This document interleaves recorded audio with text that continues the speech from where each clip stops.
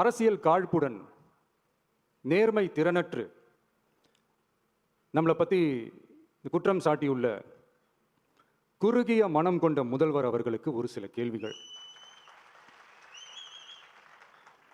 உச்சநீதிமன்றத்தில், அதாவது 13/10/2025 அன்னைக்கு உச்சநீதிமன்றத்தில் நடந்த அந்த விவாதங்களை வைத்தும் அந்தந்த உத்தரவுகளை வைத்தும் இந்த கேள்விகள். இப்படி பொய் மூட்டைகளாக நம்மளை பற்றி இந்த அவதூறுகளை அவிழ்த்து விட்ட முதல்வர் அவர்களுக்கும் திமுக அரசுக்கும் சார்பாக கோடிகளை கொட்டி அமர்த்தப்பட்ட அறிவார்ந்த வழக்கறிஞர்கள் அவங்க இந்த கபட நாடக திமுக அரசோட தில்லுமுல்லுகளை தாங்கி பிடிக்க இயலாமல் உச்சநீதிமன்றத்தில் திக்கு திணறி நின்றது முதல்வர் அவர்களுக்கு மறந்துவிட்டதா? இந்த கரூர் சம்பவத்துக்கு அப்புறமே அவசரமா ஒரு தனிநபர் ஆணையம்,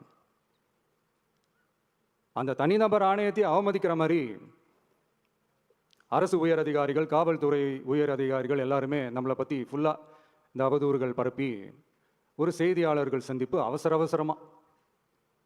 இதெல்லாம் ஏன் நடக்குது, எதுக்காக நடக்குது அப்படின்னு ஒட்டுமொத்த தமிழக மக்களும் கேள்வி கேட்க ஆரம்பிச்சாங்க. இதுவும் தமிழக முதல்வர் மறந்துட்டாரா?